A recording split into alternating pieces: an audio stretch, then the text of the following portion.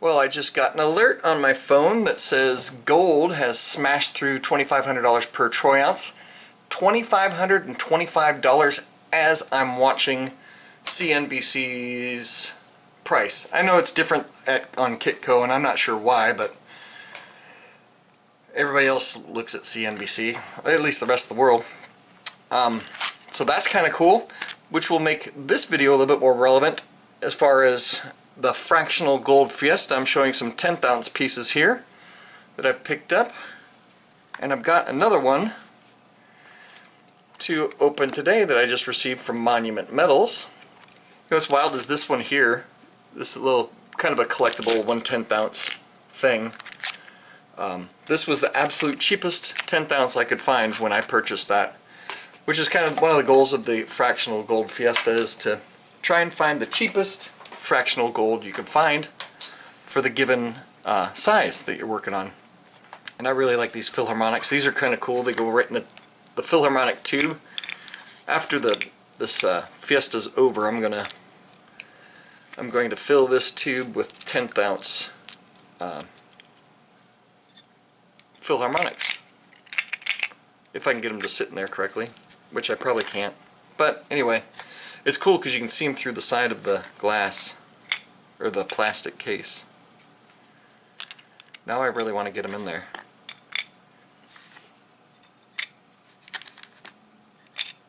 There you go. So when it's full, you'll be able to see through it. That's what I like about the Philharmonic tubes. They're so cool.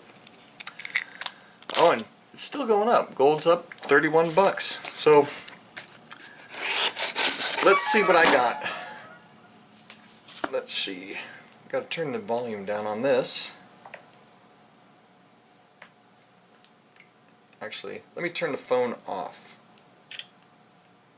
I can never figure out how to turn my phone on and off.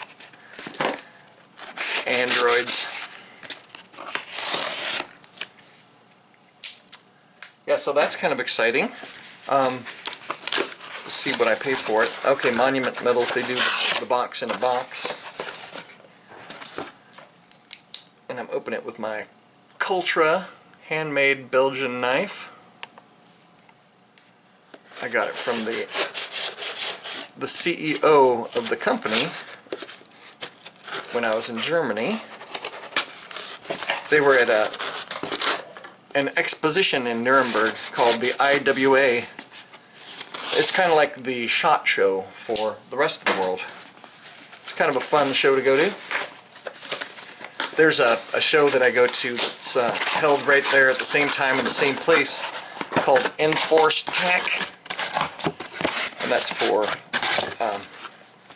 law enforcement and military type people.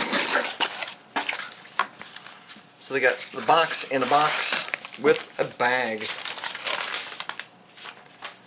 So what I ordered was 1/10 ounce Sovereign Mint gold coin, random dates and design.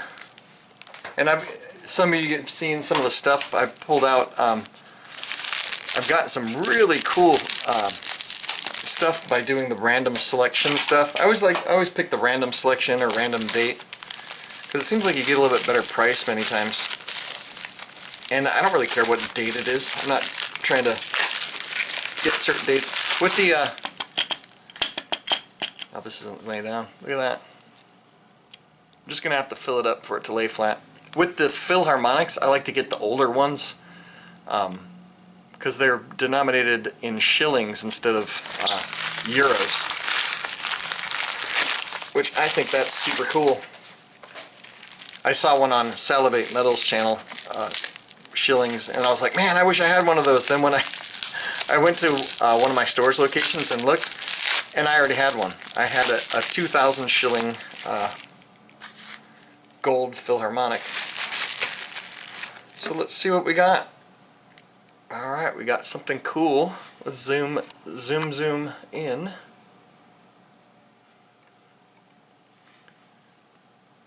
And this is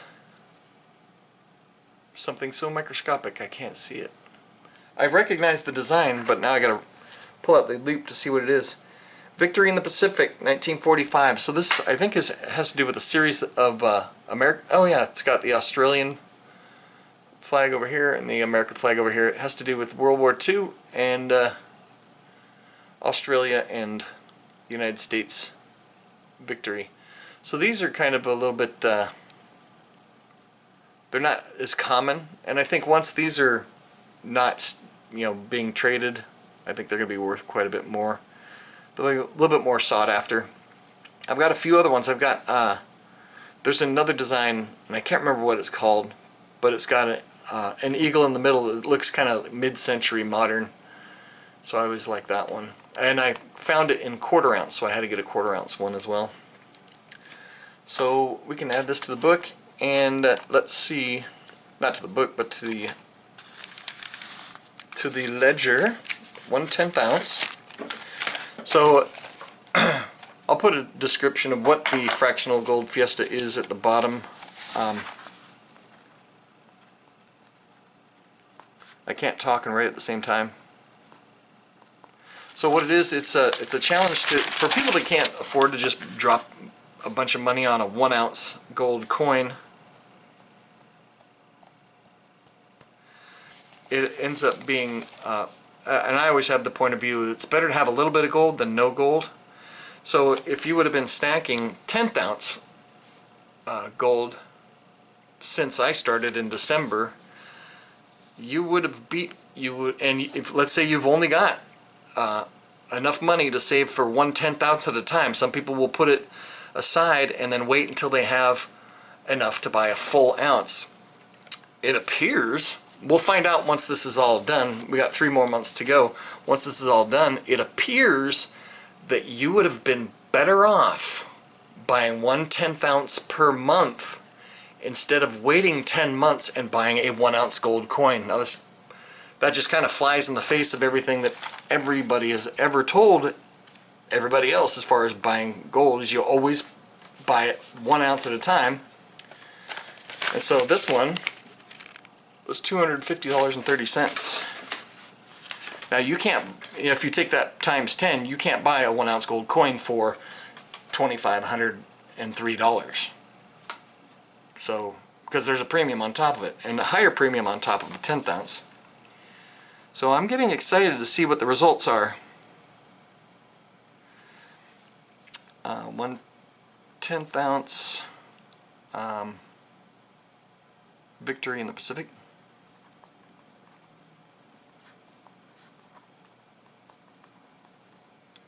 And this is the, I can't remember what mint does this. I think it's Perth Mint. Do you guys know? There's no, oh yeah, there's a P on here.